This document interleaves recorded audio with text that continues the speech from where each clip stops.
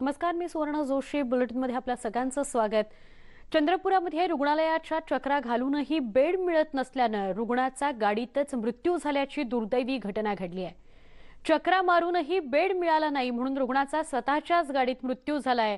ही घटना समोर आली आहे. त्यांनी नातेवाईकांसह रुग्णालयात उपचार घेणाऱ्या बेडसाठी चक्रा मारल्या, मात्र अखेर उपचाराअभावी पहाटे गाडीतच त्यांचा मृत्यू झाला.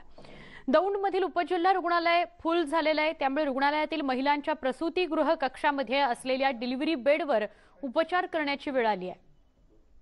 डिलिव्हरीसाठी येणाऱ्या गर्भवती महिलांना नाईलाजास्तव इतर रुग्णालयात जाण्याची वेळ या महिलांवर आली आहे. तर मनमाडमध्ये देखील कोरोनाची भीषण स्थिती आहे.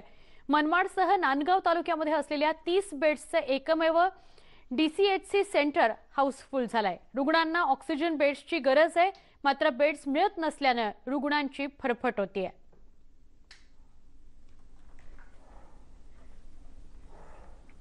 तर राज्यात कोरोना रुग्णांची संख्या झपाट्याने वाढत असताना ऑक्सिजनचा मात्र तुटवडा निर्माण झाल्याचं चित्र आहे. मावळ तालुक्यामध्ये कोरोना बाधितांची संख्या दिवसेंदिवस वाढत चालली आहे. दुसरीकडे रुग्णालयात ऑक्सिजन बेड्स शिल्लक नसल्यानं रुग्णांचे मोठे हाल होत आहेत. बेड नसल्यानं रुग्णवाहिकेमध्ये बसूनच रुग्णालयाचे उंबरठे झिजवण्याची धक्कादायक परिस्थिती रुग्णांवर उद्भवली आहे. त्यामुळे आता रुग्णांनी उपचार घ्यायचे तरी कसे असा प्रश्न उपस्थित झालाय. परभणीमध्ये कोरोना रुग्णांची संख्या दिवसेंदिवस वाढती आहे. इथं जवळपास 750 रुग्णांना ऑक्सिजनची आवश्यकता आहे. 15 ते 16 टन ऑक्सिजनची गरज आहे.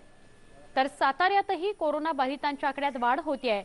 एका दिवसात 1212 रुग्ण बाधित झालेत.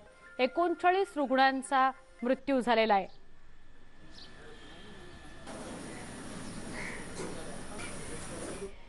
परभणीमध्ये कोरोना रुग्णांची संख्या दिवसेंदिवस वाढतीये. 750 रुग्णांना ऑक्सिजनची आवश्यकता आहे, म्हणजेच 15 ते 16 टन ऑक्सिजनची गरज आहे.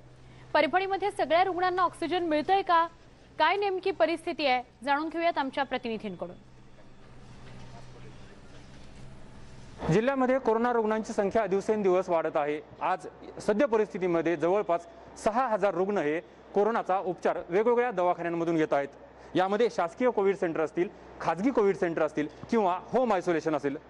या एकूण रुग्णांपैकी जवळपास 750 रुग्णांना ऑक्सिजनची गरज पडत असून या रुग्णांना जर आपण सरासरी विचार केला तर 15 ते 16 टन ऑक्सिजनची एका दिवसाला गरज पडत आहे.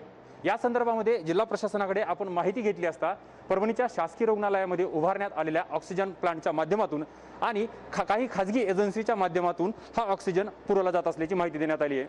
त्याशिवाय परभणीमध्ये जे कोविड सेंटर जिल्हा परिषदेच्या नवीन इमारतीमध्ये उभारण्यात आलेलं आहे त्या ठिकाणी नवीन ऑक्सिजन प्लांट सुरू करण्यात येणार असल्याचं प्रशासनाकडून सांगण्यात आलंय. शिवाय गंगाखेड आणि सेलू या ठिकाणी असलेल्या शासकीय रुग्णालयांमध्येही ऑक्सिजन प्लांट निर्मितीसाठी प्रयत्न असल्याचे प्रशासनाकडून सांगण्यात आलेलं आहे.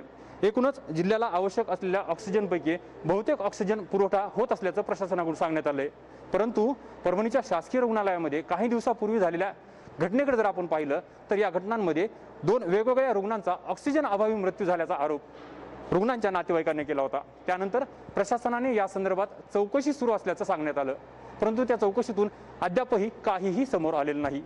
आणि त्यामुळे प्रशासन ऑक्सिजनच्या संदर्भात करत असलेल्या दाव्यामध्ये कितपत तथ्य आहे हे सांगणे सध्या तरी मुश्किल आहे. विशाल माने, न्यूज 18.